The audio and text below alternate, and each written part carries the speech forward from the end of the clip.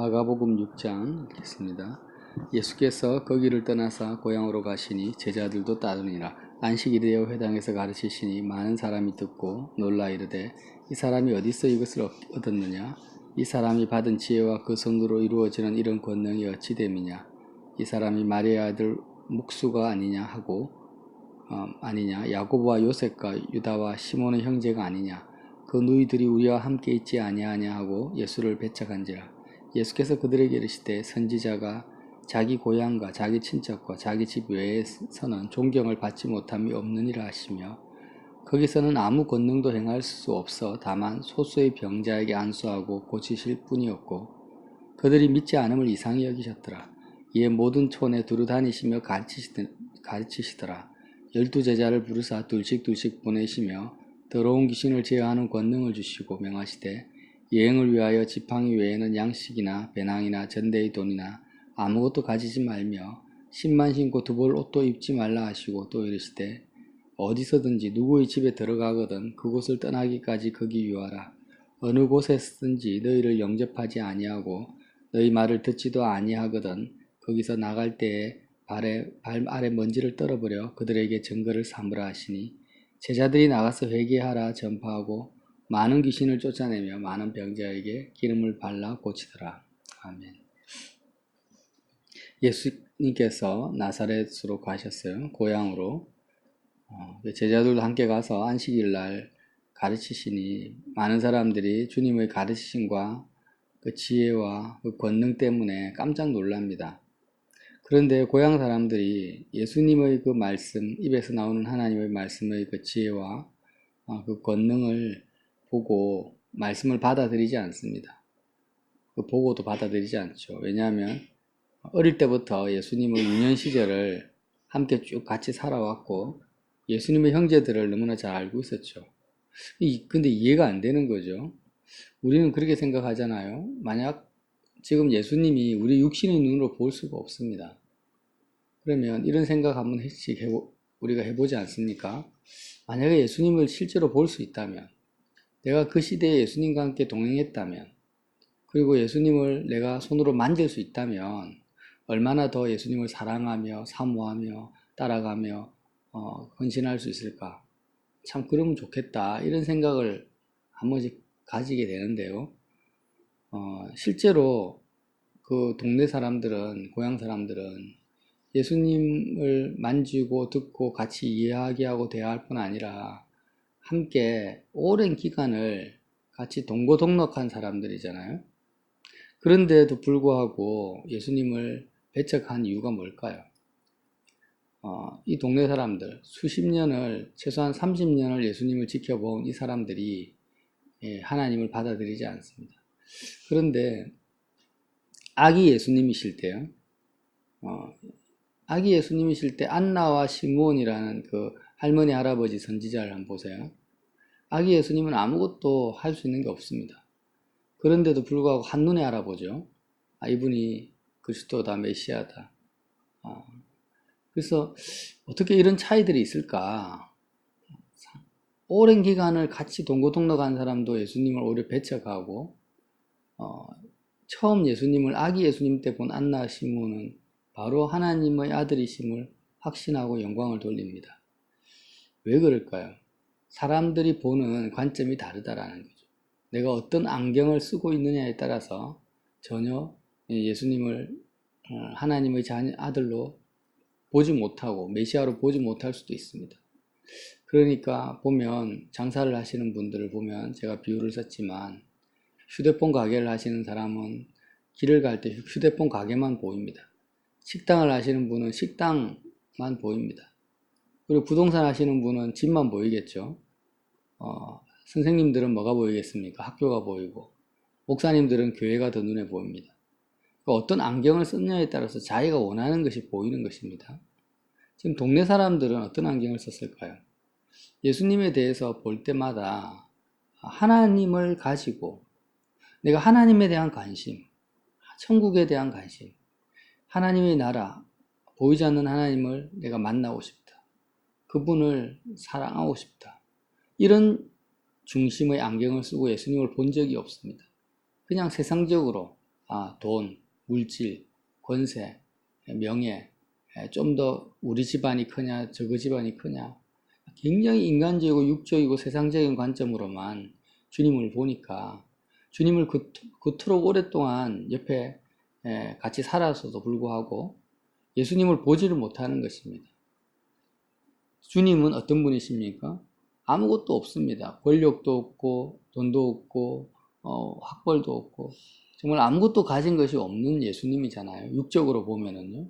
육적인 관점에서 주님을 보면 정말 빈털터리 목수의 아들일 뿐이죠. 그러나 주님을 영적인 관점에서 한번 보십시오. 하나님을 만나고 싶고 하나님 아버지를 알고 싶은 관점에서 예수님을 보면 예수님은 언제나 성령으로 충만하셨고 성령과 동행하시고 천국을 누리며 살고 계시고 하나님을 이 세상 어떤 사람보다 많이 가지신 하나님 자체이시지 않습니까? 그러니까 그런 영적인 관점에서 동네 사람들이 예수님을 보고 따랐던 사람이 없었다라는 거예요.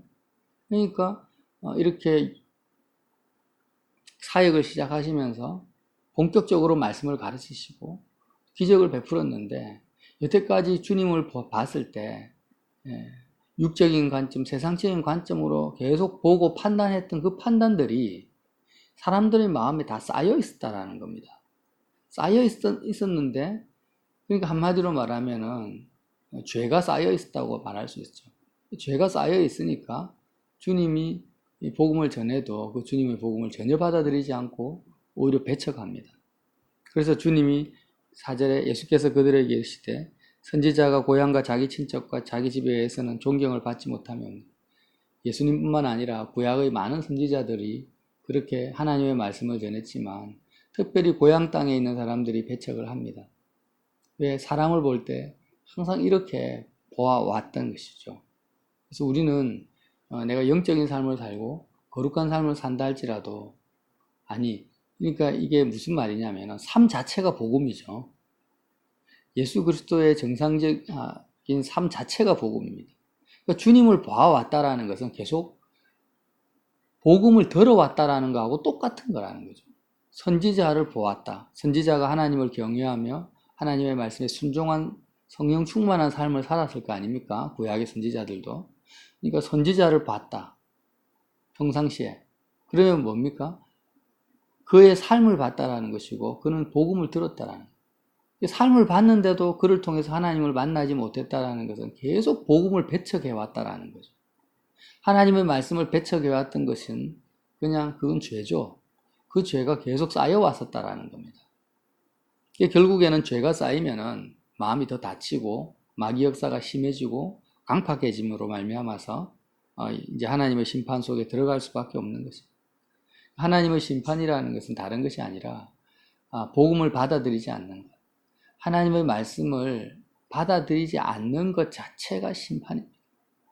우리는 사람들을 볼 때마다 저 사람이 정직하냐, 거짓말을 하느냐, 남의 돈을 떼먹느냐, 아니면 성격이 좋냐, 유하냐, 강팍하냐 이런 것들을 보면서 사람을 판단하는데 성실하냐, 불성실하냐. 하나님은 그런 기준으로 보지 않습니다. 예수님은 세리와 창기의 친구라는 말까지 들으셨잖아요. 하나님은 한 가지의 관점을 크게 보십니다. 그 사람을 평가하는데 한 가지, 나를 평가하고 사람을 평가하는데 한 가지를 보신다는 거예요. 어떤 관점입니까? 복음을 받아들이는가 받아들이지 않는가의 관점이라는 거죠. 그 사람이 어떤 사람인가에 대한 점수는 그가 복음을 받아들이는가 받아들이지 않는가 거기서 점수가 갈리는 것입니다. 하나님 말씀을 전해보면 안다라는 거죠. 평상시에는 그가 어떤 사람인지를 알 수가 없습니다. 굉장히 부드럽고 온유하고 성실하고 다른 사람을 잘 섬기는 사람처럼 그렇게 보입니다.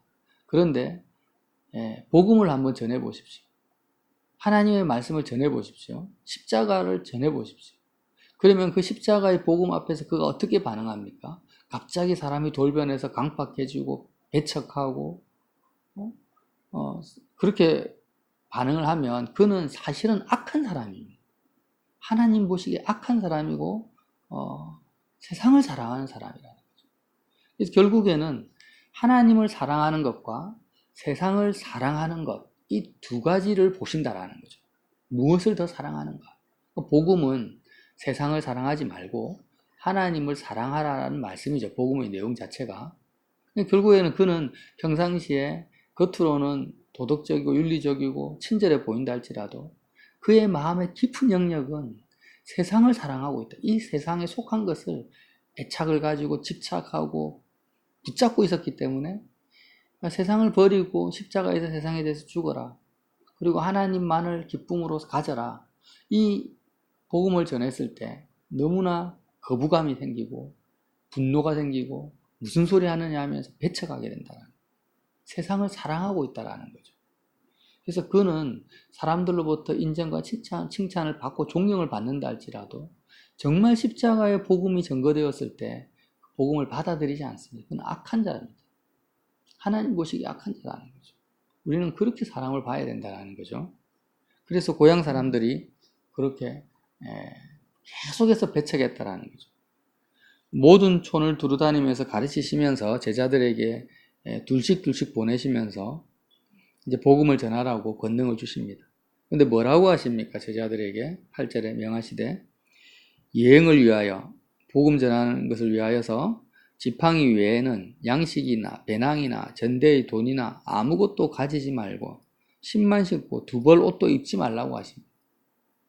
예수님께서 왜 이런 말씀을 하셨을까요? 먼 길을 가야 되니까 지팡이는 필요하겠죠. 또 신발도 있어야 됩니다. 그러니까 지팡이하고 신발 외에는 벌거벗으면 안 되니까 옷 한 벌 있어야 돼요. 정말 아무것도 점심때 먹을, 아침에 출발하면 점심때 먹을 빵도 가져가지 말라는 거예요. 말 그대로 몸뚱아리 하나만 달랑 가라는 것입니다. 복음을 전하는데. 왜 주님이 이런 요구를 하셨을까요? 제자들에게. 하나님 한 분이면 족하다라는 거예요.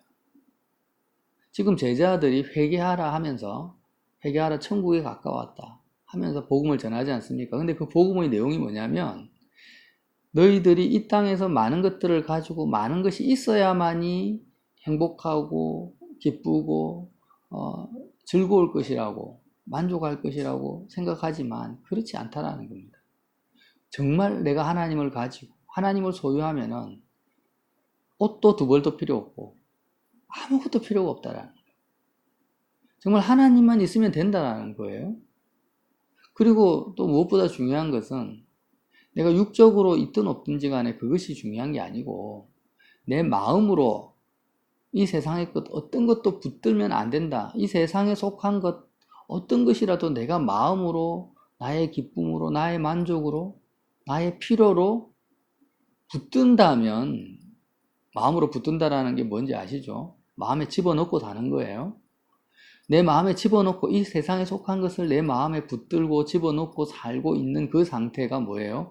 회개해야 될 상태라는 것을 전하는 거예요, 제자들이. 오늘 그러니까 12절에 제자들이 나가서 회개하라 전파하고 많은 귀신을 쫓아내며 많은 병자에게 기름을 발라 고친다 이렇게 기록되어 있어요. 뭘 회개하랍니까? 제자들은 아무것도 가진 것이 없습니다. 예수님도 어린 시절, 유년 시절에 목수의 아들로서 아무것도 가진 상태가 없는 상태로 자라나셨다. 복음을 전하는 사람들은 그가 집이 있든 차가 있든 무엇을 가졌든 자녀가 있든 결혼을 했든 안 했든지 간에 우리가 최소한 하나님의 말씀을 회개하라라고 전하려면은 우리의 마음이 이 세상에 있는 어떤 것도 붙들지 않고 오직 하나님을 붙든 상태, 하나님만을 소유하기 위해서 세상을 버린 상태로 전해야 된다는 겁니다. 그렇지 않으면은 우리를 통하여서 귀신이 쫓겨나가지 않고 영적, 육적인 병이 고침받지는 못합니다. 그렇잖아요. 왜 내가 먼저 외식하고 내가 거짓말하는데 어떻게 하나님의 권능이 나가겠습니까? 귀신이 쫓겨나가고 병자가 고침받는 것은 내가 하는 것이 아니죠. 나의 능력도 아니고 나의 재능도 아닙니다. 그래서 하나님이 나를 통해서 하셔야 되는 거죠. 그렇게 하시려면 제자들이 성령을 소유했지 않습니까? 하나님을 소유한 자가 되어야 되지 않습니까? 내가 하나님을 가진 자가 되어야지 나를 통해서 귀신이 쫓겨나갈 거 아닙니까? 그런데 내가 하나님을 가지려면 어떻게 해야 됩니까? 세상과 하나님을 동시에 사랑할 수 없다. 주님 그렇게 말씀하셨어요. 로마서에도 나오고. 그러면 세상을 사랑한다라는 게 뭡니까? 내 마음으로 이 세상에 있는 것을 붙잡고 있는 상태랍니다. 그냥 하나님이 필요하시면 주십니다. 많은 걸 주실 수가 있죠. 자녀도, 집도, 물질도, 다 세상 권세도 주실 수 있습니다. 그러나 하나님이 주시는 것을 내가 그걸 받지 말라는 것이 아니라 필요에 의해서 하나님이 나에게 주실 때 그냥 감사함으로 그것이 나의 삶 속에 쓰여집니다. 그러나 내가 내 마음으로 그것을 붙잡아 버리면은 이제는 하나님을 버리는 것이 된다는 거죠. 마음으로는 어떤 상태가 돼야 된다? 지팡이 외에는, 하나님의 말씀 외에는 양식이나 배낭이나 전대의 돈이나 아무것도 가지지 말며 마음으로는 아무것도 가지지 않은 상태, 이 세상에 속한 어떤 사건이나 문제나 사람이나 어떤 것도 아무것도 가지지 않은 상태, 그 상태에서만이 우리는 하나님을 가질 수 있다는 거죠. 제자들에게 이것을 체험시키고 훈련시키는 내용이 오늘 기록되어 있다는 거죠. 그래서 주님이 그렇게 아무것도 가지지 말라고 하신 거예요. 그럼 우리는 어떻게 매 순간 우리는 육신의 욕구가 있잖아요. 본능적으로 우리는 붙잡습니다. 눈에 보이는 것을 먼저 붙잡는 죄성을 가지고 있어요. 그러니까 우리의 매 삶의 순간에서 십자가를 바라보라는 거예요. 내가 지금 뭔가 평강이 없다. 내가 기쁨이 없다. 불안하다. 공허하다. 욕심이 생긴다. 이럴 때마다 십자가를 바라보면서 정말 예수님은 속옷 하나, 옷 하나 걸치지 않고 벌거벗은 몸으로 십자가에서 못 박혀 계신 그 주님을 나의 모습으로 십자가에서 벌거벗김 당하시고 멸시당하시는 그 주님의 모습을 나의 모습으로 내가 받아들일 때 어떤 은혜가 임합니까? 하나님 은혜, 내 의지가 아니라 은혜로 되는 거죠. 내가 세상을 붙잡고 있는, 세상을 많이 걸치고 있는 나의 옷이 벗겨집니다. 벌거벗은 주님을 볼 때, 저 벌거벗은 주님의 모습이 나의 모습이구나. 내가 부모의 몸에서 적신으로 태어나서 또 하나님께 갈 때 벌거벗은 몸으로 가잖아요. 아무것도 못 가지고 가요. 그렇게 가는 나의 인생이구나. 그런데 지금 내 마음이 무엇을 붙들고 있는가? 하나님 한 분을 소유하기 위해서 내가 예수님과 함께 세상에 대해서 온전히 내 마음이 죽어야 되겠다. 세상에서 빠져나와야 되겠다라고 십자가를 보라는 것입니다. 그러면 어떻게 된다고요? 귀신이 쫓겨나가고 나의 병이 고쳐집니다. 내 속에 있는 귀신의 역사가 뭐겠습니까? 귀신은 세상의 영입니다. 세상의 영. 귀신의 역사는 딴 것이 아니라 하나님 말고 다른 것을 마음으로 붙들게 하는 그 영이 귀신의 영이에요. 악한 귀신의 영의 역사입니다. 그리고 내 속에 있는 병이, 질병이 뭐겠습니까? 다른 게 아니죠. 세상 것으로 중독된 상태. 중독돼 버렸어요. 이제는 고질병이라는 거죠. 세상을 사랑하는 그 병입니다. 그런 귀신과 병이 쫓겨나가는 역사가 십자가에서 항상 그 은혜가 임한다라는 거죠. 그래서 이 아침에도 내 마음은 얼마나 강팍한가. 나는 얼마나 하나님의 말씀을 사모하며 주님의 하나님을 소유하기 위해서 주님을 따라가는가. 이걸 보라는 것입니다. 그리고 지금도 주님은 요구하십니다. 우리가 예수님을 믿을 때요, 그냥 심판이 저절로 우리 속에서 이루어져 버립니다. 예수님을 믿는 것 자체가 하나님의 심판 속으로 들어가는 거예요. 어떤 심판요? 세상을 사랑하는가? 하나님을 사랑하는가에 대한 질문을 하나님이 끊임없이 던지세요. 우리에게 어떻게 던지냐? 삶을 통해서 던지십니다. 계속해서 예수를 믿으면 하나님의 말씀, 설교를 듣지 않습니까? 근데 정상적인 설교는 어떤 설교입니까? 마음을 다해서 하나님을 사랑하는 데 초점이 있죠. 그럼 마음을 다해서 하나님을 사랑하라는 말씀을 계속 들어요. 근데 그 말씀을 받아들이는 사람은 마음에서부터 세상을 계속 버리게 될 것입니다. 버리는 길을 걸어갈 거예요. 그런데 귀로는 하나님을 사랑해라, 마음을 하나님께 드려라는 말씀을 계속 듣는데 삶으로는 이 고향 사람들처럼 세상을 계속 쫓아가고 있다. 그러면은 말씀을 계속 배척하는 삶을 살거든요.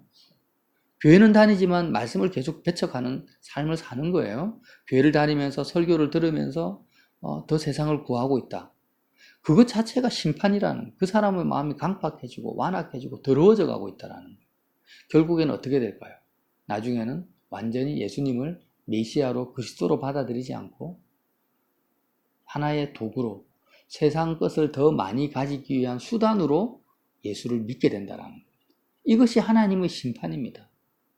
그러니까 결국에는 신앙생활을 오래 한다는 것은 하나님의 오래된 심판 속으로 들어간 거예요. 그래서 우리는 이 땅을 살아가는 동안 계속해서 하나님의 심판대 앞에 서 있는 겁니다. 말씀의 심판대. 그래서 계속 내 마음에서 세상이 떨어져 나가고 사람들로부터 이 세상과 전혀 상관이 없는 마음의 상태가 되고 하나님 한 분으로만 자유하고 기뻐하는 상태가 될 때 우리가 죽어서, 육신이 죽어서 백보자 심판대, 영원한 심판대 앞에 섰을 때 그 심판을 면할 수 있다는 거죠. 영원한 심판을 이길 수가 있습니다. 어린 양의 피로 이깁니다. 영원한 심판을. 그 어린 양의 피로 이긴다라는 의미가 뭐겠습니까? 평상시에는 내가 세상을 사랑하고 하나님의 말씀과 상관없이 많은 것을 붙잡고 살아가다가 갑자기 죽고 나니까 어린 양의 피로 이길 수 있습니까? 그게 아니라는 거예요. 평상시부터 내가 예수님을 믿는 순간부터 내 마음에서 세상이 점점점 떨어져 나가는 이 심판을 이기는 삶이 진행되어질 때 최후 승리를 하는 거예요. 심판대 앞에서 최후 승리를 하는 것입니다. 그래서 그러한 내용, 말씀의 복음이 심판이다 라는 내용을 깊이 마음에 새기셔서 오늘도 하나님의 심판을 어린 양의 피로서 이기시는 저와 여러분 되시기를 예수님 이름으로 빌어드립니다.